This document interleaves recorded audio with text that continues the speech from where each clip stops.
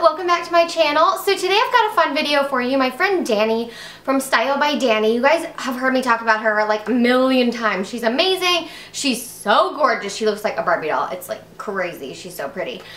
We decided to do a fun video. It's going to be a healthy holiday snacks because during this time of the season, you're having all of these parties and potluck things, and these are some healthy things you can make for those, or some healthy things that you can make for your family. And I'm gonna do 2 snacks and a drink, and Danny should be doing the same thing, I think. So what I'm gonna make for you today is crock-pot apple cider. That's actually really healthy and so easy. You literally set it and forget it, and the prep time is like 5 minutes. It's so easy.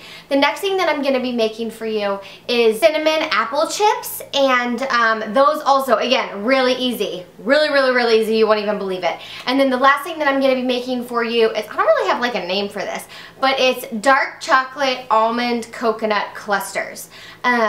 And again, dark chocolate's good for you. It has a little bit of crunch. It's got some protein in there. It's got a little bit of sweet from the chocolate. And I think that you guys will really like these. So give this video a big thumbs up if you like food videos, snack videos, healthy eating videos, so that I know that you want to see more of that in the future. And I'm going to be voicing this over while I show you guys how to make all of these delicious items. Don't forget to go check out Danny's video and Danny's channel. I'm going to link her below. You definitely need to go subscribe to her if you haven't already. Let's go ahead and get into the video. Hey guys, so we're going to start off with the apple cider, and you're going to need 12 apples, 2 oranges, 3 cinnamon sticks, a tablespoon of cloves, a tablespoon of allspice, and a 2-inch knob of ginger, but you can use as much ginger as you want. Just cut the apples up into big chunks. I don't include the cores, although you could if you wanted to.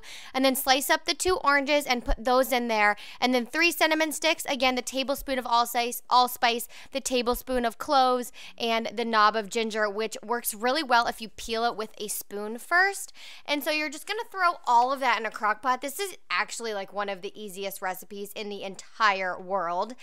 You're just going to take the crock pot then over to your sink and just fill it to the top with water. You want to fill it all the way to the top so that it covers everything. You don't want it to be overflowing, but make sure that you get enough water in there because, again, this is going to be how much apple cider that you have at the end. And you can see I'm putting the ginger in there now. What I also want to say is that you can use a smaller crock pot. I'm using a 6-quart crock pot, but this really only makes about a half a gallon to a gallon of cider. The last thing that I do is I throw in about a half cup of brown sugar. You can skip this step, but it really doesn't add too much unhealthy to it, and it makes it a little bit sweeter, which I really like. And then I kind of just pat it all down with a spoon, and I set the timer. It's going to run on high for 12 hours. Set it and forget it. You're done and good to go. Then we're going to move on to the apple chips, and I'm using cinnamon sugar. You can just use cinnamon for these, but you're going to need 1 to 2 apples, cinnamon sugar, and just a knife and an apple core if you do have one. Set your oven to 200 degrees. These are going to take 2 hours to cook.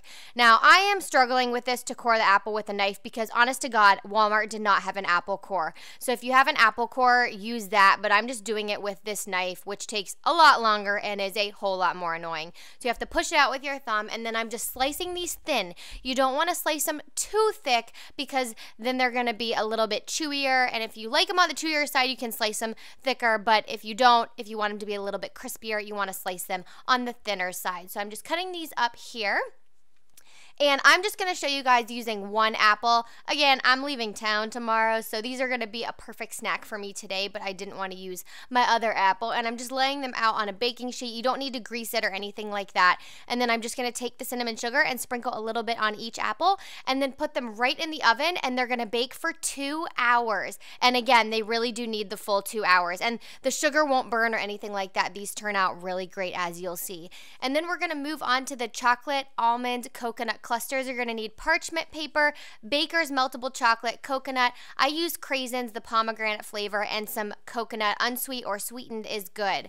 This chocolate, I'm just preparing it as it states in the packaging. So it says just to melt it for 30 seconds, take it out, stir it, melt it for 30 seconds, take it out, stir it, all that good stuff. And we are good and melted here, so I'm just going to take a tablespoon, and I'm going to spoon about 1 tablespoon, 1 teaspoon, just how big you want them to be. And I'm going to spoon that on some parchment paper, and I'm just going to do about 6 of these on 1 piece of parchment paper, and then I'll do another set, but my tray is really small, and so I didn't want to overpack them here.